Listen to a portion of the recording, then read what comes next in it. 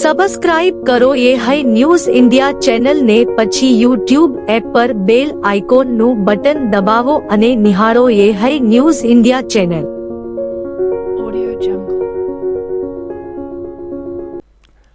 વાવ-થરાદ જિલ્લામાં આવેલા Suigam police station વિસ્તારમાં યુવકના અપહરણની ચોંકાવનારી ઘટના સામે આવી છે.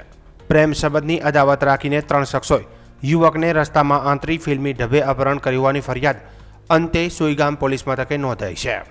મળતી માહિતી મુજબ સુઈગામ તાલુકાના ખડોલ ગામના રહેવાસી લાલજીભાઈ કલાભાઈ આસાલે પોલીસમાં નોંધાવેલી ફરિયાદમાં જણાવ્યું કે તેમનો દીકરો હિતેશ 29 એપ્રિલ 2026ના રોજ સવારે પોતાના મિત્ર હિતેશ પટેલ સાથે એક્ટિવા પર બાબર તરફ જઈ રહ્યો હતો. તે દરમિયાન એટા ચોકડી નજીક સિલ્વર કલરની બલેનો કારમાં આવેલા 3 શખ્સોએ તેમનો રસ્તો રોક્યો હતો. ફરિયાદ અનુસાર કારમાં આવેલા શખ્સોએ હિતેશને બળજબરીપૂર્વક ગાડીમાં બેસાડી લીધો હતો. સાથે રહેલા મિત્રને જાનથી મારી નાખવાની ધમકી આપી ત્રણેય આરોપીઓ ત્યાંથી ફરાર થઈ ગયા હતા. ઘટનાની જાણ થતાં જ યુવકના પરિવારજનોનો તાત્કાલિક સુઈગામ પોલીસ મથકે પહોંચ્યા હતા. પરિવારનો આક્ષેપ કે શરૂઆતમાં પોલીસ દ્વારા ફરિયાદ લેવામાં ગલ્લા તલ્લા કરવામાં આવ્યા હતા. ત્યારબાદ પરિવારજનો વાવ-થરાદ જિલ્લા પોલીસ વડાની કચેરી પહોંચ્યા હતા અને રજૂઆત કરી હતી. ત્યાંથી હૈયાધારણા મળ્યા બાદ પરિવાર ફરી સુઈગામ પોલીસ મથકે પહોંચ્યો હતો, જે અંતે પોલીસ દ્વારા ફરિયાદ નોંધવામાં આવી હતી. ફરિયાદમાં વધુમાં જણાવાયું છે કે હિતેશને ગામના જ એક પરિવારની દીકરી સાથે પ્રેમ સંબંધ હતો. આ મામલે અગાઉ સામાજિક સ્તરે સમાધાન થઈ ચૂક્યું હતું, છતાં સામા પક્ષે મનમાં અદાવત રાખીને આયોજનબદ્ધ કાવતરું ઘડી અપહરણની ઘટનાને અંજામ આપ્યો હોવાનો આક્ષેપ કરવામાં આવ્યો છે. આ મામલે સુઈગામ પોલીસે જજમના જગદીશભાઈ ધરમસિંહભાઈ સોલંકી તેમજ મોરવાડાના પિયુષભાઈ પથુભાઈ પારેગી અને પ્રવીણભાઈ કરશનભાઈ પારેગી સામે ગુનો નોંધ્યો છે. પોલીસે આ કેસમાં બીએનએસની કલમ 43, 61, 351(2) અને 54 હેઠળ ગુનો દાખલ કરી સોશિયલ મીડિયામાં વાયરલ થયેલા વિડીયો તેમજ ફરિયાદના આધારે વધુ તપાસ હાથ ધરી છે. જોકે રાત્રિના સમયે પોલીસે અપહરણ થયેલા યુવકને શોધી પરિવારને પરત સોંપ્યો હોવાનું પણ જાણવા મળ્યું છે. યુવકના પરિવારજનોએ આ ઘટનામાં સંડોવાયેલા તમામ આરોપીઓને કડકમાં કડક કાર્યવાહી કરવાની માંગ કરી છે. અમે ઘરેથી બાબર જવા નીકળ્યા હતા. એટાથી સુથાર નીસડી વચ્ચે થાંભલાની ફેક્ટરી છે, ત્યાં આગળ ગાડી આડી કરીને મને ધરપકડ કરી મારપીટ કરી અને મને ગાડી મને નાખીને અહીંયાથી મને લઈ ગયેલા એ લોકો અને ધમકી આપેલી, મારી નાખશો, કાપી નાખશો, પૈસા જે વ્યવહાર થતો એ દઈ દો, બધું પૈસા લેવાના છે તમારા જોડેથી, એ બધી વાતો કરી અને મને અહીંયાથી લઈ ગયા વાપી વરસાદ ઉપાડીને એ લોકો, અને મારવાની ત્યાં બી ધમકી આપીને મારા વિડીયો ઉતારેલા છે. એકદમ નગ્ન કરીને વિડીયો ઉતારેલા છે અને એ વિડીયો વાયરલ કરવાની બી ધમકી આપેલી છે. એ લોકોએ એમ બી કીધેલું છે કે એ ભાઈને તો કોઈને કીધું તો આ તારો વિડીયો વાયરલ કરીને તારી આબરૂ કાઢીશું અને પોલીસને જે કરવો એ કરી લે, અમને કોઈની બીક આવતી નથી. મારી સરકારને એટલી વિનંતી છે, એસપી સાહેબને, સુઈગામ પોલીસ સ્ટેશનને, કે આ લોકોની ધરપકડ કરો અને કડક કાર્યવાહી કરો એવી મારી નમ્ર વિનંતી છે. વાવ-થરાદ જિલ્લાના ધણેદર તાલુકા પંચાયત પ્રમુખ પદની વરણીને લઈને રાજકીય હલચલ તેજ બની છે. આ વખતે પ્રમુખ પદની બેઠક અનુસૂચિત જાતિ એટલે કે SC મહિલા માટે અનામત જાહેર થતાં સમગ્ર તાલુકાના રાજકીય સમીકરણોમાં મોટો ફેરફાર જોવા મળ્યો છે. ધણેદર તાલુકામાં કુલ 16 બેઠકોમાંથી ભાજપે 12 બેઠકો જીતતા સ્પષ્ટ બહુમતી મેળવી છે. તેમ છતાં પ્રમુખ પદ માટેની અનામત વ્યવસ્થાને કારણે ભાજપ માટે અણધાર્યો ઝટકો સર્જાયો છે. ભાજપની મહિલા ઉમેદવાર ચૂંટણી હારી જતા પાર્ટી પાસે હવે લાયક ધરાવતો ઉમેદવાર ઉપલબ્ધ નથી. સૂત્ર મુજબ આ પરિસ્થિતિનો સીધો લાભ કોંગ્રેસને મળ્યો છે. કોંગ્રેસે પોતાની જીતેલી મહિલા સભ્યને પ્રમુખ પદ માટે આગળ ધપાવવાની તૈયારી શરૂ કરી દીધી છે.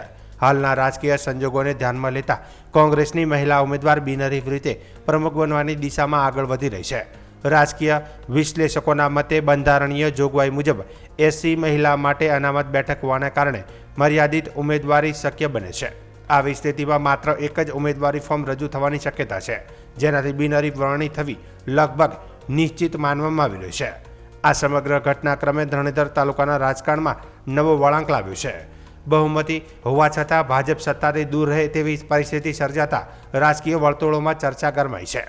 હવે નજર અંતિમ ઘડીઓ પર છે. શું કોઈ ચોંકાવનારો રાજકીય ફેરફાર થશે કે પછી કોંગ્રેસની મહિલા ઉમેદવાર બિનહરીફ રીતે પ્રમુખ પદ સંભાળી લેશે, તે તો આવનારા દિવસોમાં સ્પષ્ટ થશે. ગુજરાતના કચ્છ જિલ્લાના લોડાઈ ગામમાં પોલીસ દ્વારા આતંકવાદી સંગઠન ISISની વિચારધારા ફેલાવનાર એક શખ્સ વિરુદ્ધ કાર્યવાહી કરવામાં આવી છે. આ અંગે મળતી માહિતી મુજબ ફકીર મહમદ નામનો શખ્સ છેલ્લા 4 વર્ષથી સોશિયલ મીડિયાના માધ્યમથી આતંકવાદી વિચારધારાનો પ્રચાર કરતો હતો. આરોપી પોતાના સ્ટેટસ અને સ્ટોરીમાં ઉશ્કેરણીજનક પોસ્ટ મૂકી લોકોને ગેરમાર્ગે દોરવાનો પ્રયાસ કરતો હતો. ત્યારે આ સમગ્ર મામલે પશ્ચિમ કચ્છ SOG દ્વારા आरोपी विरुद्ध फरियाद नोंधी વધુ તપાસ हाथ धराई है. SOG की टीम के द्वारा एक ऐसे व्यक्ति की धरपकड़ करने में सफलता प्राप्त की गई है. इस व्यक्ति के तपास के दौरान इनकी ओर से जो सोशल मीडिया अकाउंट्स हैं, इंस्टाग्राम है, फेसबुक है, व्हाट्सएप है, इन पर समय समय पर कुछ ऐसी सामग्री पोस्ट की गई है जो कि ISIS की विचारधारा से प्रेरित है, देश के लिए अखंडता और एकता को खतरा पैदा करती हैं. तो प्रथम दृष्टया ये व्यक्ति की तपास के दौरान ऐसी सामग्री की जानकारी प्राप्त हुई, तो उसके आधार पे SOG की टीम को इस व्यक्ति को धरपकड़ करने में सफलता मिली है और आगे की जो इन्वेस्टिगेशन है उसमें और भी चीज़ें जो है वो निकालने के लिए कच्छ पुलिस लगातार प्रयास कर रही है. વાવથરા જિલ્લાના દિયોદર પોલીસ સ્ટેશન વિસ્તારના ચાળવા ગામેથી વિદેશી દારૂ ભરેલી એક અલ્ટો કાર ઝડપાઈ છે. પેરોલ ફ્લો સ્કોડે દારૂની 300 બોટલો સહિત કુલ 1,19,596નો મુદ્દામાલ જપ્ત કરી એક આરોપીની ધરપકડ કરી છે. વાવથરાની પેરોલ ફ્લો સ્કોડ દિયોદર પોલીસ સ્ટેશન વિસ્તારમાં ફરાર આરોપીઓની તપાસ કરી રહી હતી. તે દરમિયાન તેમને બાતમી મળી હતી કે ચાળવા ગામના દાનાભાઈ રાજપૂતના ઘરે અલ્ટો ગાડીમાં દારૂનો જથ્થો ભરેલો છે. આ બાતમીના આધારે પોલીસે દરોડો પાડ્યો હતો. દરોડો દરમિયાન અલ્ટો ગાડીમાંથી ભારતીય બનાવટના વિદેશી દારૂની 300 બોટલો મળી આવી હતી, જેની કિંમત ₹64,596 હતી.